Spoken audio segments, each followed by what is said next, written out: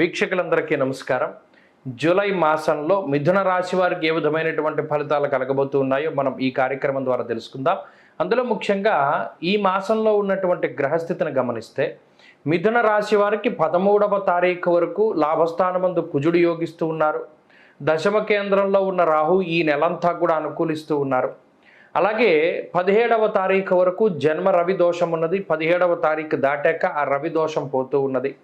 వ్యయస్థానమందు గురుడు ఉన్నటువంటి దోషం ఈ రాశి వారికి ఉన్నది. అలాగే శని భాగ్యస్థానమందు ప్రతికూలంగా ఉన్నారు. అంటే ప్రధానంగా చూసుకున్నప్పుడు 13వ తారీఖు దాటిన తర్వాత 12వ కుజుని యొక్క దోషం, అంటే 12వ స్థానంలో కుజుడున్నటువంటి దోషం కూడా ఈ రాశి వారికి వస్తుంది. కాబట్టి 13వ తారీఖు మునుపే కొంత ఎక్కువ గ్రహాల తాలూకు అనుకూలతలు అనేటువంటిది మిథున రాశి వారిలో కనబడుతూ ఉన్నాయి. కుజుడు, రాహువు, చంద్రుడు, శుక్రుడు, బుధుడు ఈ గ్రహాల తాలూకు అనుకూలతలు ఈ నెలలో ప్రధానంగా ఉన్నాయి. 17వ తారీఖు వరకు జన్మరవి దోషం ఉంటుంది. 17వ తారీఖు దాటాక ఆ దోషం పోతుంది. ఈ ఒక్క విషయాన్ని కూడా దృష్టిలో పెట్టుకోవాలి. అయితే ఈ గ్రహస్థితి వల్ల ఆర్థికపరమైనటువంటి విషయాలను కనుక మనం పరిశీలన చేస్తే ఆర్థికంగా ఈ మాసం మిశ్రమంగానే ఉంటుంది. అంటే అంత బాగా ఉన్నట్టు కాదు, అంత బాగా లేకపోయినట్టు కాదు. ప్రత్యేకించి జన్మరాశి యందు రవిగ్రహం యొక్క సంచారం, దేహార్తి చిత్త సంతాప కాలాతిక్రమ భోజనం, వ్యయస్థానమందు కుజుడు ప్రవాసం కార్యహాని స్యాత్.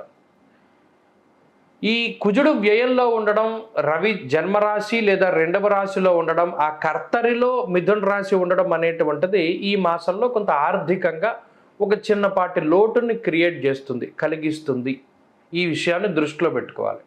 మిథున రాశి వారికి ఇప్పటి వరకు వచ్చేటువంటి డబ్బు చక్కగా మీకు ఉండేటువంటి ఖర్చులకు వినియోగింపబడుతూ ఉన్నది.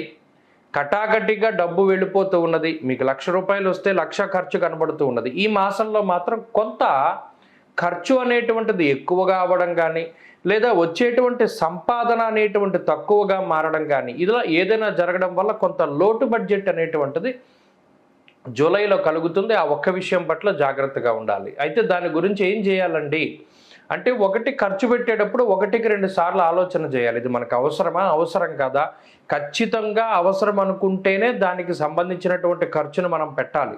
అలాగే ఏదైనా ఇన్వెస్ట్మెంట్ చేసేటప్పుడు అదృష్టాన్ని నమ్ముకుని మాత్రం డబ్బు పెట్టకూడదు. అది ఇన్వెస్ట్మెంట్ అంటే అది మీ సమయమైనా, లేదా మీ తెలివితేటలైనా, లేదా డబ్బు అయినా, లేదా మరి ఏ ఇతరత్ర ఇన్వెస్ట్మెంట్ అయినా సరే అది మీకు పూర్తి స్థాయిలో అవగాహన ఉంటేనే, అదృష్టాన్ని నమ్ముకోకుండా మిమ్మల్ని మీరు నమ్ముకుని తెలివితేటల మీద నమ్ముకుని వెళితేనే ముందుకెళ్ళాలి తప్పితే, అదృష్టాన్ని నమ్ముకుని మీ సమయాన్ని కానీ, శక్తిని కానీ, డబ్బును కానీ దేని మీదైనా సరే ఇన్వెస్ట్మెంట్ చేస్తే అది ఈ నెలలో నాశనం అయిపోతుంది, అంటే పూర్తిగా పాడైపోతుంది.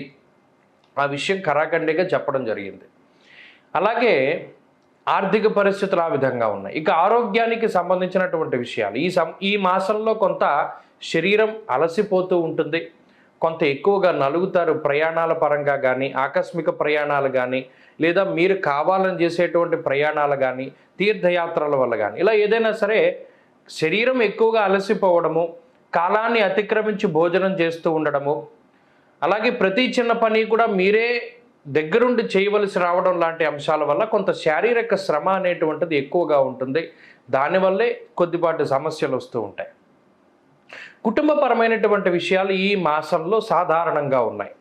అనగా వాటి పరంగా అంత ఇబ్బంది ఉండదు, అలానే అంత ప్రయోజనం కూడా మీకేమీ ఉండదు. సామరస్యంగా, సానుకూలంగా అది సాగుతూ ఉంటుంది. ఇక ఉద్యోగ వ్యాపారాలకి సంబంధించినటువంటి అంశాలు మిశ్రమంగా ఉన్నాయి. ఉద్యోగంలో కానీ, వ్యాపారంలో కానీ కొంత ఒత్తిడి అనేటువంటిది అధికంగా ఉంటుంది. అది పై అధికారుల వల్ల కానీ, లేదా ఇప్పుడున్నటువంటి మీ గ్రహస్థితి వల్ల ఏమవుతుందంటే మీలో మీకు ఆత్మనౌన్యతా భావం, అంటే మనల్ని ఎవరు ఏదో అన్నారు, లేదా మనల్ని ఎవరో కించపరిచారు, మనం అసలు ఇక్కడ ఉండకూడదు అనేటువంటి ఆత్మనౌన్యత భావం అనేటువంటిది ఎక్కువగా ఉంటుంది. కాబట్టి దానికి వెళ్ళకండి.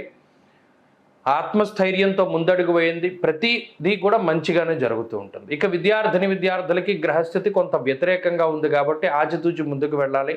గురువుల యొక్క అనుగ్రహం అవసరం, ఎందుకంటే ఏకాగ్రత లోపం అనేటువంటిది ప్రస్ఫుటంగా కనబడుతూ ఉన్నది. ఇక స్త్రీలకు ప్రత్యేకించి ఈ గ్రహస్థితి ఈ జూలై నెలలో మిథున రాశికి సంబంధించినటువంటి స్త్రీలు కొంత ఆరోగ్యపరమైనటువంటి శ్రద్ధ అవసరం వారికి. ఉద్యోగ వ్యాపారాలు చేస్తూ ఉండేటువంటి స్త్రీలకు మాత్రం ప్రత్యేకించి స్థానచలనానికి అవకాశం ఉంటుంది. అలాగే ఖర్చులు పెరగడానికి అవకాశం ఉంటాయి. ఇక మిథున రాశి వారు ఈ నెలలో మరింత అనుకూలమైనటువంటి ఫలితాలని సాధించడానికి ఎక్కువగా సూర్య ఉపాసన చేస్తూ ఉండాలి. ప్రతిరోజు ఉదయం లేవగానే ఆదిత్య హృదయ స్తోత్ర పారాయణం చేయాలి. ఆదివారం నాడు ప్రత్యేకించి సూర్యోదయానికి ముందే నిద్రలేచి స్నానం చేసుకుని సంధ్యావందనాది కర్మలన్నీ కూడా నిర్వర్తించుకొని సూర్యుడు ఉదయిస్తూ ఉన్నప్పుడే చక్కగా ఆయన ఆ ఉదయ కిరణాలు మీ మీద పడేటట్టుగా నుంచుని ఆదిత్య హృదయాన్ని పూర్తిగా సాంగోపాంగంగా పారాయణ చేసి ఒక రాగి చెంబులో కొన్ని అక్షతలు, పసుపు, కుంకుమ పోసి ఆ రాగి చెంబులో పూర్తిగా నీళ్లను నింపి ఆ నీటిని సూర్యుడికి అభిముఖంగా అర్ఘ్యం కింద వదిలిపెట్టాలి. అలా గనక వదిలిపెడితే ఈ గ్రహదోషాలన్నీ కూడా నివారింపబడతాయి.